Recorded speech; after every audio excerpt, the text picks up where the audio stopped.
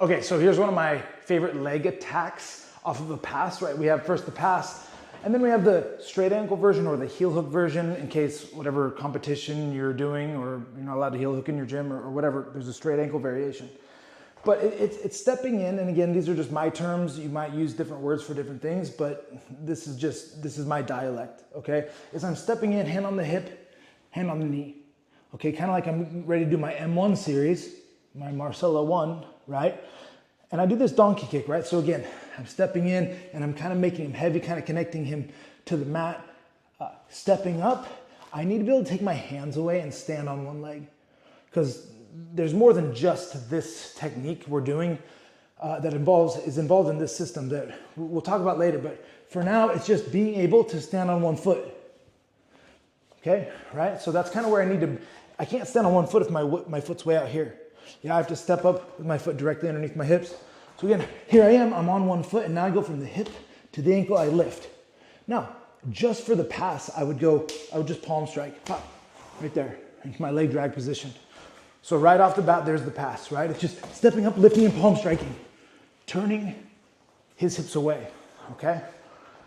Or, right, I'm gonna do my flamingo stance, right? I'm gonna pick up his ankle and put in a deep straight ankle all at once, okay? Like a full tight overhook. I'm gonna sit back all the way, and to not get Aoki locked, like if I put my heel right, okay, tap, see how I didn't like it? I can go toes on the inside. Now he can't Aoki me. It's much harder for him to kind of counter. So anyway, turning down, and the real trick is lengthening his leg. That's when it gets painful, okay? I'm also not exactly attacking straight on, like against his calf and like in line with his shin. I'm kind of like turning sideways a little bit.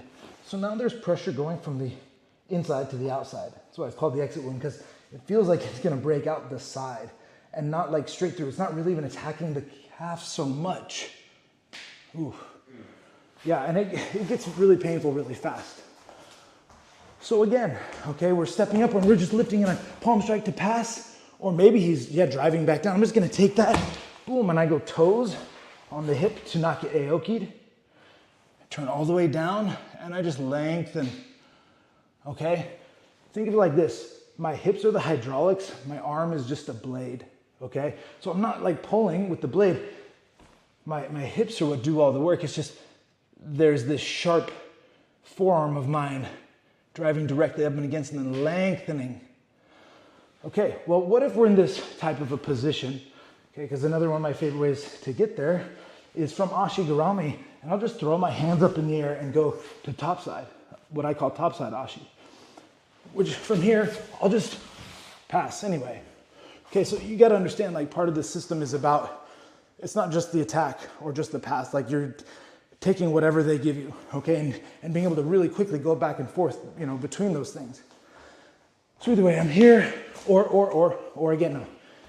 I enter Ashigarami, but then I throw that leg over the top, and again, maybe I'm just ready to pass the guard. To get the heel, it's much easier, right? All we really gotta do is pinch the toes. The more we pinch the toes, the more the heel kind of pops, and like I should be able to get that tap one-handed, right? It's about taking all the space out by pinching those toes. That heel, look, I barely even have to hook the heel, right? But I could, or I could lock it all up, of course, right? Like, yeah, and I mean, I've used this in competition a lot. So if we're in this position where we just went from Ashi to topside Ashi, I'm either going back for the heel.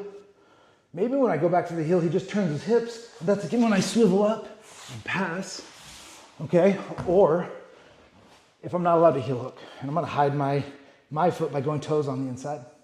If I'm not allowed to heel hook, again, it's too hard to just like punch my hand through. So I'm going to really pinch on his ankle with just my elbow. And now I'm gonna kind of create some space. Now it's like pulling a string at two different ends, right? That tension, right? It's like I'm pushing his hips away and I'm pinching here and I'm still stretching it out. So then I can drive my arm back in and now put the lock on, okay? The full submissions. Let's get this way. So maybe we're in ashi. I go top side, pinch, it's like a reverse shrimp, and then back through. Ba. Right? Top side ashi.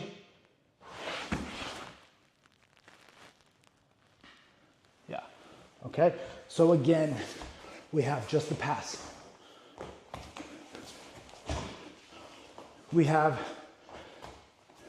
the pass to the straight ankle right off the bat. We could think about going from single leg X to top side to heel hook. If they go to heel hook, again, maybe we end up swiveling and getting up.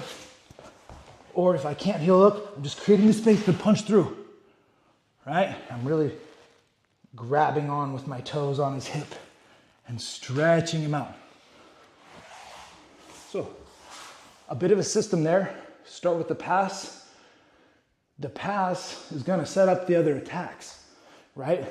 Like when I start to just go to this like palm strike thing on the knees and they turn back, like I'll just sit back and take that heel hook. You know, it's always right there. So again, it's like not about one technique, it's about putting them all together and they kind of reinforce each other.